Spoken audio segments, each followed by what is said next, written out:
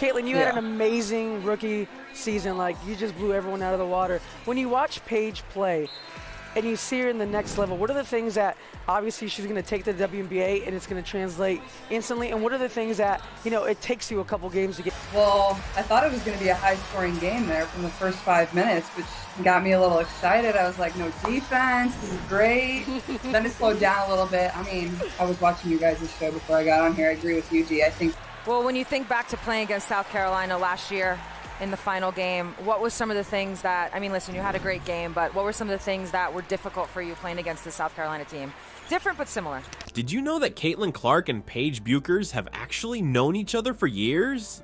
They've played together in AAU tournaments and Team USA practices long before they became the faces of women's college basketball. But here's what nobody's talking about. While they publicly support each other, the growing gap between their careers is creating tension that's about to explode. With Clark shattering records and Bueckers battling injuries, their paths couldn't be more different. Clark's becoming the NCAA's all-time leading scorer with multiple 40-point triple-doubles, while Bueckers has struggled with consistency in clutch moments. The question isn't just who's better, it's why the media seems desperate to manufacture a rivalry when the numbers tell a clear story. And that's exactly what we're going to reveal today. Before we move on, I'd like to ask you a small favor. If you appreciate this content, please take a second to like this video and subscribe to the channel. Over 98% of you watch the videos without subscribing. It costs you nothing, but it makes a huge difference to us.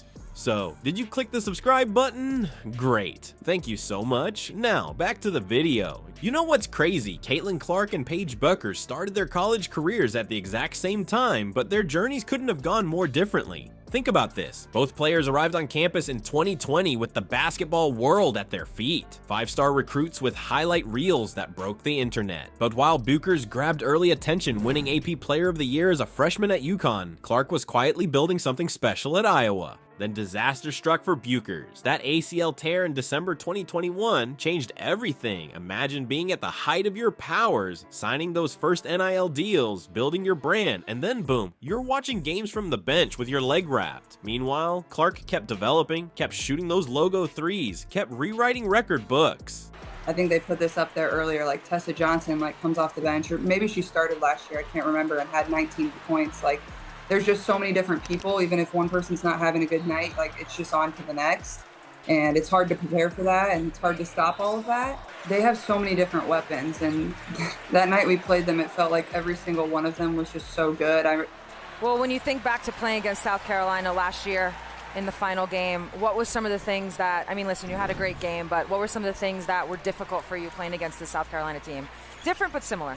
The timing couldn't have been worse for Paige. While she was grinding through physical therapy sessions, Clark was becoming must-see TV. Iowa games were getting primetime slots. Clark's scoring explosions were trending weekly. Her face was everywhere. Magazine covers, commercials, ESPN highlight packages on repeat. Let's talk numbers for a second because they're mind-blowing. Clark finished with 3,951 career points, the most in NCAA Division I history, while Bueckers missed 46 games across her college career. That's more than an entire season and a half. Clark played in 139 games during her 4 years. Paige, just 80 games in the same time frame. The financial gap is where things get really wild. Clark's Nike deal is reportedly worth $28 million, making her one of the highest paid female athletes in the world. That's on top of endorsements with Gatorade, State Farm, and Bose. Bueckers has deals with big brands too. Gatorade, Nerf, Crocs. But her estimated net worth is sitting around $1.5 million. The difference is staggering.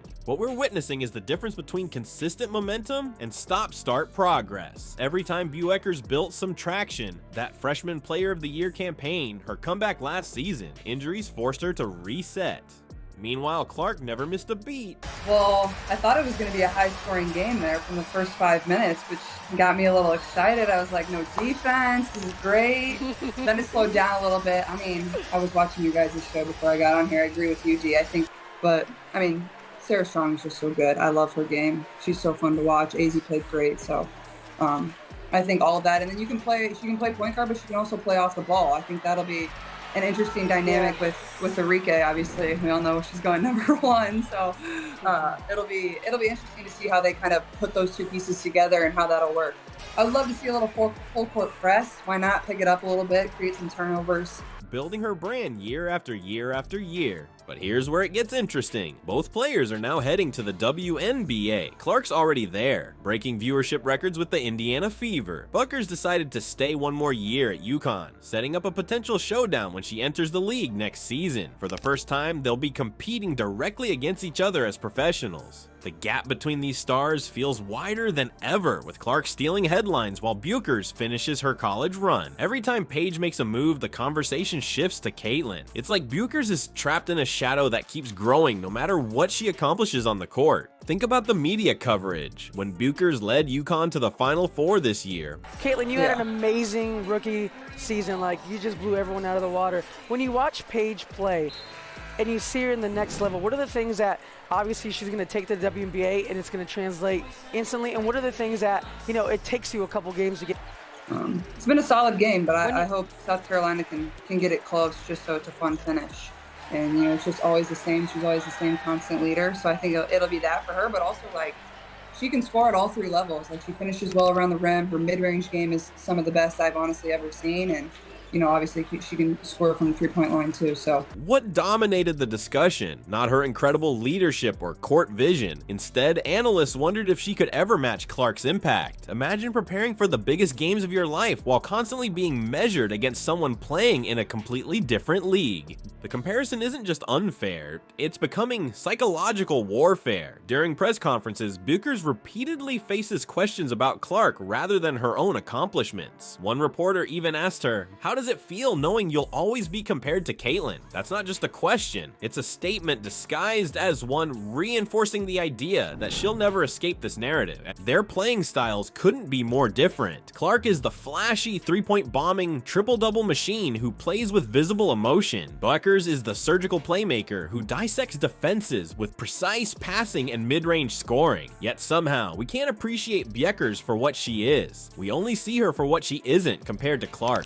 Even their personalities create different connections with fans. Bueckers has been outspoken on social justice issues, using her platform to advocate for change. Meanwhile, Clark has maintained a more neutral public persona, focusing primarily on basketball. This creates entirely different audience connections, yet we insist on forcing them into the same box. The WNBA's reaction to both players tells its own story. When Clark entered the league, veterans like Chennedy Carter and Odyssey Sims made headlines with their aggressive defense and comments toward the rookie. But many of these same players have expressed admiration for Bueckers' game, suggesting she'll receive a warmer welcome. This different treatment reveals how the league itself has internalized the narrative. When analysts project the 2025 draft viewership, they're already predicting a massive drop compared to Clark's draft night numbers. The message is clear. The audience isn't tuning in for women's basketball as a concept. They're tuning in specifically for Clark, and Bueckers is expected to draw significantly less attention despite her own considerable talents. So what's the real story here? It's not just about Caitlin Clark and Paige Bueckers. What we're watching is how sports media builds narratives that pit athletes against each other in ways that shape our perception forever. Think about this. Every rising star needs a rival. The media creates these stories because we eat them up. We click, we share, we debate. Next season will be fascinating. When they finally meet on the court as professionals, Bueckers has a chance to flip the script, not by matching Clark's cultural impact, but by writing her own chapter that makes us see her achievements on their own terms.